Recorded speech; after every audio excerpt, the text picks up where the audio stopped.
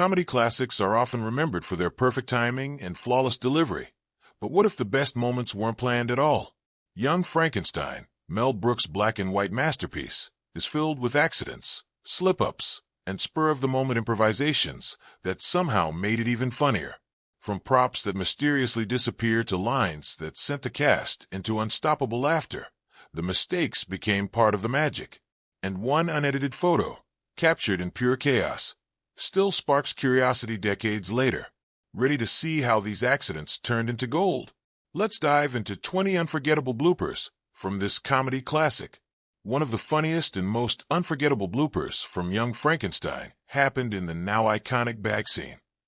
When Dr. Frederick Frankenstein, Gene Wilder, and his assistants arrive at the castle, he politely asks Igor for help with the luggage. The script called for a straightforward response, but Marty Feldman, who played Igor, decided to throw in a cheeky, unscripted line. "You take the blonde, and I'll take the one in the turban." The cast and crew were not ready for it at all. Terry Garr almost broke into laughter as the character she played, Inga, while Wilder visibly struggled to maintain composure. Over and over again, this scene was filmed by the crew, and yet Feldman continued to sneak the line in, and each time it happened, he delivered it just slightly differently. The audience would roar with laughter as Wilder's efforts to stifle his chuckles only made the moment even more enjoyable. Mel Brooks adored it to the point of preserving the blooper, and thus became one of the most quoted moments in the whole film. The simple entrance scene turned out to be one of the most talked-about comedic gems. Not bad. That was pure improv genius caught for all time in film. Just when you think the laughs can't get bigger, the next blooper proves you wrong. Marty Feldman's Igor is remembered for his big eyes, crooked smile, and, of course, his mysterious hump. But here's the kicker. The hump joke wasn't actually in the script at all. During early filming, Feldman decided to move Igor's hump from one shoulder to the other, just to see if anyone on set would notice.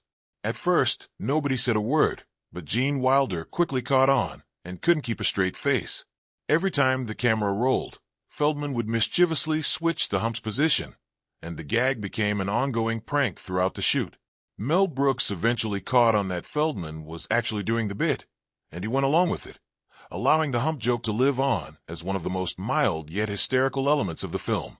Audiences tend to think that this is the result of a well-written gag, but in fact, it came from the spontaneous improvisation of Feldman.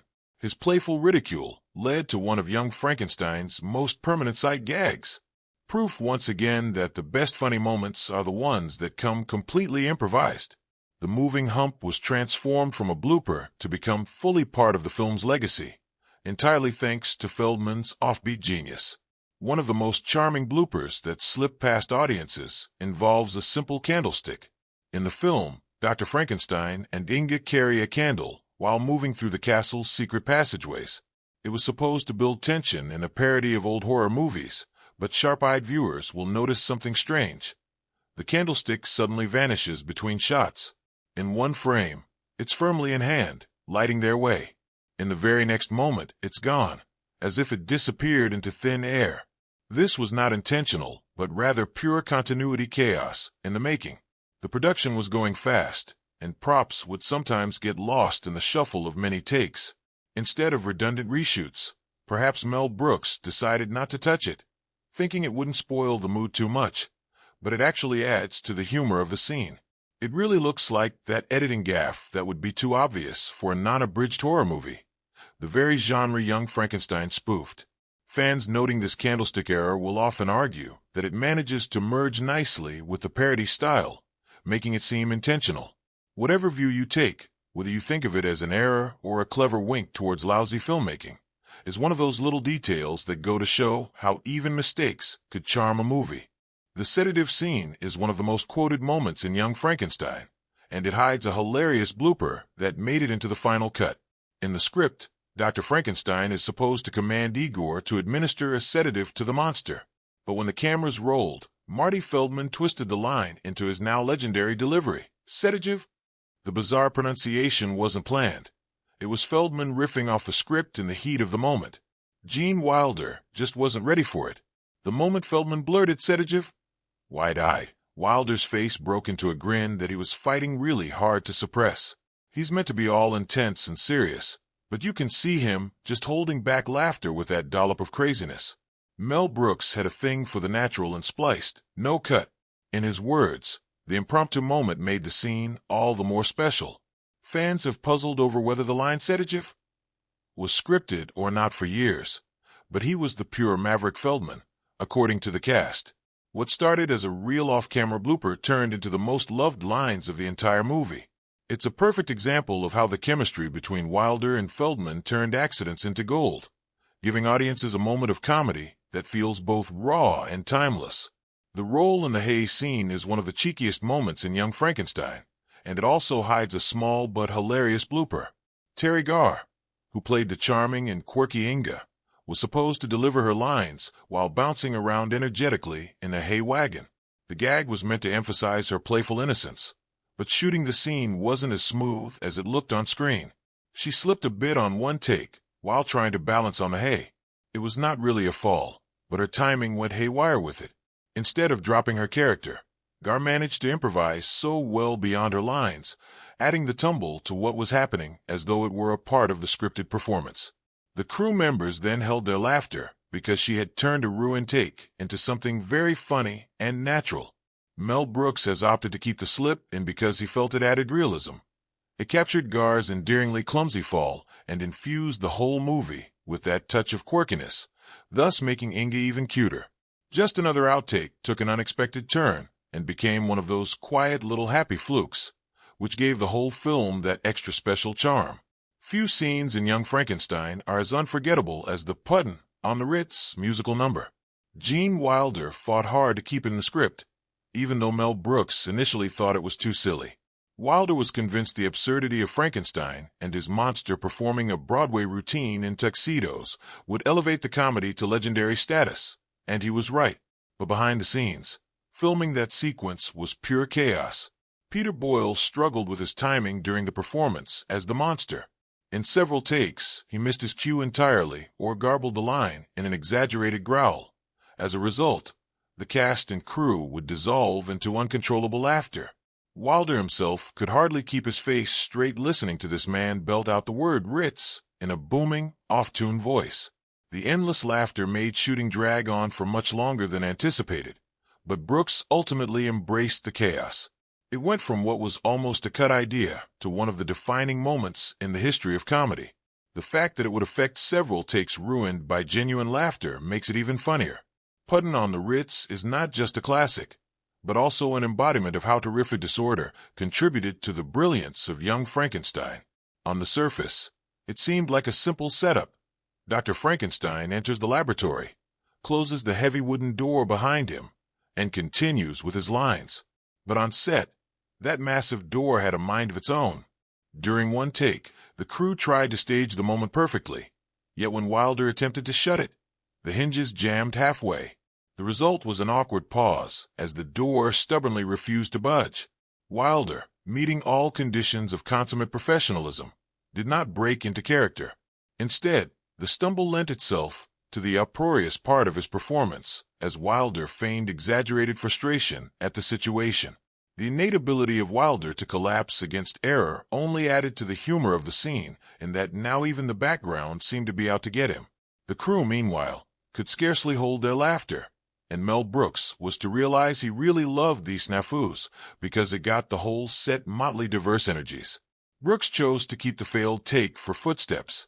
Most random things that went wrong and were kept contributed to Young Frankenstein's comedic charm. It was never the actors alone versus laughter. Old, and the soundstage too, was in deep conspiracy to leave no cartoon stone unturned in search of gold. Marty Feldman's Igor was unpredictable in the best possible way, and one of his funniest unscripted moments came during a scene meant to play out seriously. As Dr. Frankenstein introduces his assistants and prepares to lead them through the castle, Igor randomly blurts out in a bizarrely formal tone, "Follow me, please." The line wasn't in the script, and the way Feldman delivered it, with an exaggerated bow and cartoonish flair, caught everyone off guard. Gene Wilder tried painstakingly to maintain the calm dignity of Frederick Frankenstein, but the flickering twitch of his lips told the other story, just as he was trying to hold it in. Or this moment could very well spill over into its own left side of lunacy. And that is precisely why it is so funny and more fatty.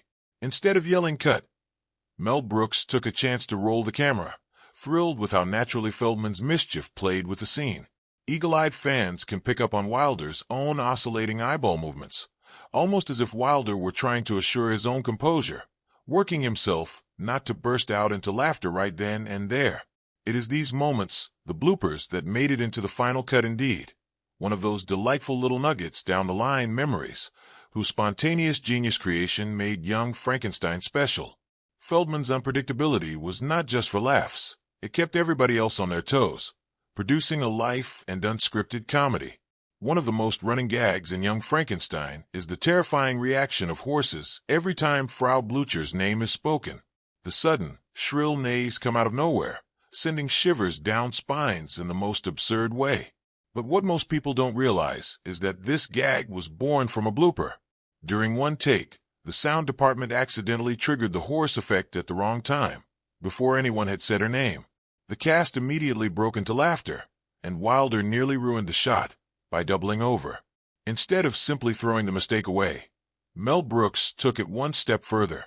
He asked the sound crew to build on the gag in the later scenes, having the horses neigh louder and longer with each mention of Blücher's name. A simple timing error grew into one of the most famous running jokes of the film. Fans still debate whether there's a hidden meaning behind the joke. Some say Blücher sounds like German for glue, which would explain the horse's fear.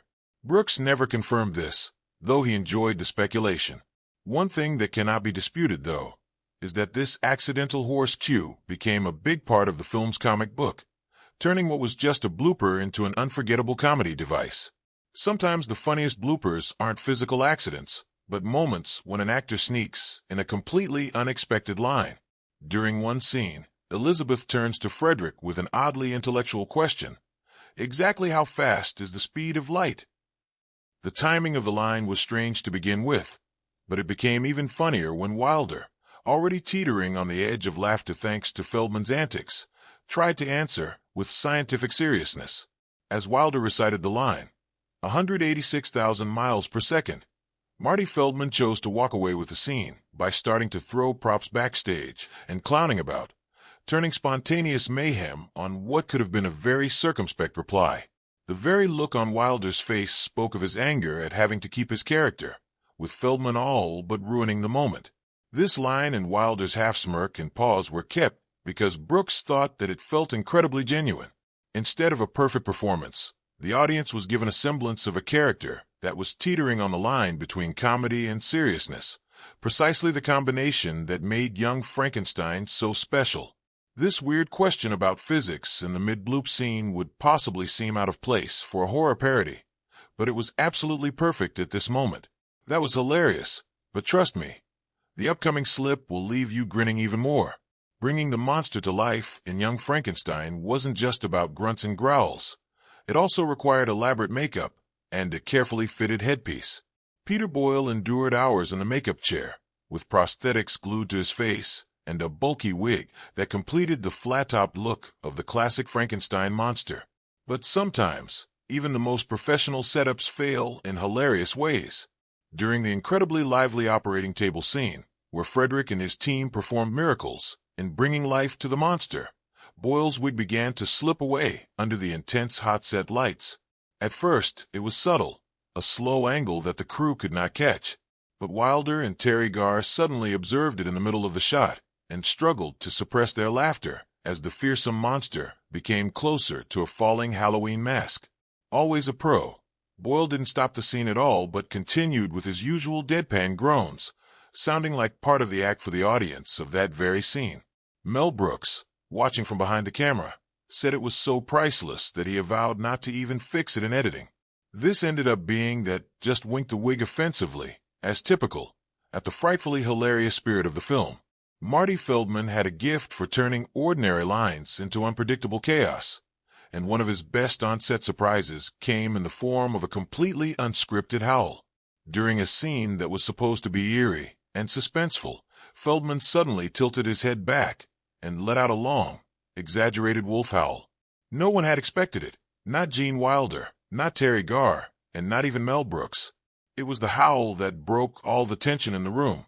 Wilder as Dar, Frankenstein was fighting hard to keep a straight face. It got the better of him soon enough. Gar just burst into a laugh. Peter Boyle couldn't keep a straight face behind the monster face, either.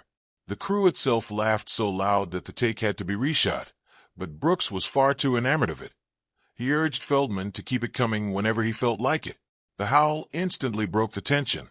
Somehow, not all of his howls cut through the final mix, although included here is one.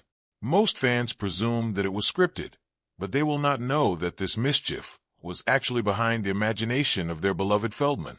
The spur-of-the-moment howl soon found a small yet indelible part in the chaotic surface of Young Frankenstein's humor, proof that the funniest scares are often those that take the audience by surprise. Madeline Kahn was already a comedy legend by the time she played Elizabeth in Young Frankenstein. Her character was designed to be larger than life, glamorous, dramatic, and always just a little over the top. Part of that look came from her elaborate hairpieces, which were carefully styled to fit the exaggerated 1930s aesthetic. But sometimes, even Hollywood wigs have a mind of their own. At one point in the action, as Kahn was getting through one of Elizabeth's delightfully melodramatic lines, her wig began to slide off. It did not move in a very dramatic way at first, just tilting slightly off-center, with the threat of ruining the shot. Kahn broke character and exaggerated all facial expressions and movements so that it looked almost as if it were part of Elizabeth's charm and vanity, rather than an unfortunate wig perm. The cast found it hard to keep straight faces, and reportedly, Wilder had to look away not to burst into laughter. Brooks, always a fan of keeping natural chaos in the film, decided the take was too funny to discard. Kahn made it into pure comic gold rather than a wardrobe disaster by seamlessly integrating this accident into her performance. The hair slip was enough to prove that, even though everything she did was amazing, it just made her character that much more memorable. Continuity errors are the bread and butter of blooper hunters, and Young Frankenstein has one that fans still love pointing out: the mysterious coffee cup. In one scene, Dr. Frankenstein is engaged in conversation, appearing cool and composed while holding a cup in his hand. The problem: between cuts, the cup seems to vanish and reappear in completely different hands, sometimes in the left, sometimes in the right, and occasionally not at all. One would ordinarily shoot another take to cover such slips during production. However, Young Frankenstein was made at such a rapid pace, and with so many improvisational hours, that many small continuity flubs slipped through unnoticed. Rather than feeling like mistakes, they worked seamlessly into the overall parody tone of the movie. In fact, the very tackiness they were mocking.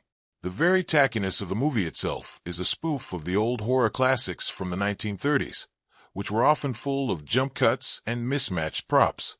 Reports surfaced that Mel Brooks found the editing room error rather amusing and hardly felt it worth excising. The result? The coffee cup, not disappearing, turned out to be one of the hidden Easter eggs in the film. A small slip that fit right into the exaggerated comic world, with charm almost chaotically overt. The monster's dinner scene was supposed to highlight Peter Boyle's intimidating yet oddly sympathetic presence. Dressed in his formal clothes and seated at the table, the monster was meant to convey both awkwardness and dignity. But when you're covered in heavy makeup, strapped into an uncomfortable costume, and surrounded by fragile props, chaos is bound to happen. Boyle stands up from the dinner table in one take and inadvertently knocks over a prop carelessly. The sound was so loud and unexpected that it almost ruined the scene. Gene Wilder, however, was not to be robbed of that moment. Remaining in character as Dr. Frankenstein, he improvised a gag line about the monster's clumsiness being deliberate. The timing was so sharp that the unscripted moment mixed seamlessly into the performance. The crew howled inwardly as the incident morphed into pure comedy gold. Mel Brooks fell in love with it, deciding to keep the take, for it just matched the monster's awkward persona so perfectly. They could have gone back to do the scene again, but this blunder became part of the character's charm. What might have been a slip transformed into an understated gag that made the monster more human, and all the funnier. During one of the grave robbing scenes, Frederick and Igor are supposed to dig up a body to continue Frankenstein's experiment. The prop team had rigged a fake leg to stick out of the dirt for a quick gag. Simple enough, except the leg didn't want to cooperate. When Marty Feldman went to tug it free, the prop got stuck in the set. Rather than break character, Feldman fully committed to the task at hand and exaggerated his struggle, pulling and twisting the leg while mumbling little improvised grunts under his breath. Beside him, Gene Wilder, who did his best to keep a straight face, almost cracked up as Feldman transferred the antics to the stubborn leg. Finally, in a most spectacular fashion, the prop broke away, landing them both backward into the dirt amidst hysterics from the crew. Mel Brooks loved this energy and encouraged Feldman to continue playing it clumsily on the next takes, thus giving Igor's antics an extra layer of slapstick charm. It started with a simple prop malfunction and turned out to be the most classic demonstration of how Young Frankenstein turned mistakes into comic gold. Few scenes in Young Frankenstein are as iconic as the moment when Dr. Frankenstein tries to bring the monster to life. The laboratory set was filled with vintage-looking equipment, sparking coils, and dramatic lighting designed to mimic the classic horror films of the 1930s. But with all those practical effects, things didn't always go according to plan. Then there was one where, instead of the dramatic crackle and spark which the script demanded, the lightning rig just fizzled. Instead of that grand, terrifying bolt, it sputtered weak, flickering, hardly torchlit. Rather, it looked like a broken lamp than a scientific breakthrough. The anticlimax was so sudden that it made Gene Wilder laugh, and other crew members dashed to see what went wrong instead. Marty Feldman, always quick to grab an opportunity to make a sarcastic comment, reportedly made such comments that sent the entire set into hysteria, ruining the take entirely. Mel Brooks, however, had a different plan in mind. He thought not to delete that footage, and later made the malfunction idea add more to the humor in the monster's chaotic resurrection. What was supposed to result in horror turned out to be a parody of failed science experiments, quite the kind of comedy that characterized the film's spirit. The massive laboratory elevator in Young Frankenstein was designed to look like something out of a vintage horror movie, clunky, metallic, and just a little bit ominous. But in reality, the set piece was anything but stable. During one scene, when Dr. Frankenstein and his assistants were supposed to ride the elevator smoothly to the upper level, the contraption began to wobble dangerously. Terry Garr, who played Inga, let out a real scream of terror when the platform started moving unexpectedly. Such an ear-piercing and unscripted portion made the scene even tighter. It didn't take long for the crew to realize what had happened, and instead of cutting, Gene Wilder and Marty Feldman carried on perfectly in character. Wilder continued as though the whole incident was supposedly in the plan, while Feldman exaggerated his moves so that the elevator ride would feel bumpy. Mel Brooks loved that moment's rawness and decided to keep that unscripted Gerard moment instead. What could have been a technical failure became comedy gold, with slapstick danger and character-based humor. The elevator shake incident made the lab fit even more for the kind of unpredictable events this movie would throw at audiences, since it was meant to reflect the movie's paradox of chaos, parody, and improvisation. If there's one behind-the-scenes story that perfectly captures the spirit of Young Frankenstein, it's the uncontrollable laughing fits shared by Gene Wilder and Mel Brooks. Wilder, who co-wrote the script with Brooks, was known for his intensity and commitment to staying in character. But on this set, the comedy was so sharp and the improvisation so constant that even he couldn't resist breaking down in laughter. Brooks admitted at a later stage that shooting sometimes took twice as long as expected, simply because Wilder could not control his laughter. At times, the blame fell on the sly ad-libs from Feldman. On other occasions, it was Peter Boyle's near-perfectly timed grunt, but mostly it was Brooks himself who would set off the chain reaction. While directing from behind the camera, Brooks would burst into laughter at the actors' deliveries and ruin the take completely. The sound department even had to re-record portions because his laughter bled into the microphones. Instead of treating it as a problem, Brooks encouraged the chaos. He believed the uncontrollable laughter was proof that they had struck comedy gold. And indeed he was right. When things got that high energy on the set, the result translated directly to the screen. These laughing fits were much more than mere accidents. They formed the heartbeat of a film that lived on joy, spontaneity, and freedom of sorts. Hold on tight, because our number one pick takes the comedy to a whole new level. Among the many legendary bloopers from Young Frankenstein, one stands out because it lives on not just in the film, but in a single photograph. Fans have circulated an image for years showing Gene Wilder doubled over in laughter, with Marty Feldman breaking character beside him. Many assumed the picture was staged for publicity or doctored to look funnier, but it wasn't. This photo is completely real, captured in the middle of an outtake, when Wilder simply couldn't hold himself together any longer. A moment from Feldman's ad-lib went awry, causing Wilder to burst into genuine hysterics, doubling over with laughter as his dignified Dr. Frankenstein persona dissolved. The shot was supposed to be a staged promo shot, but it turned into a picture of chaos, a rare moment in which the actors seemed to be enjoying the madness as much as their audience would later. Mel Brooks loved these moments. To him, they were emblematic of what the film was all about: pure, slapstick fun, raw improvisation, and comedy born out of mishaps. The untamed shot stands as a metaphor for the production, a testament to the fact that behind the black and white spectacle parodying monsters and mad scientists was a cast and crew who just couldn't stop cracking up, even while supposedly shooting a serious scene.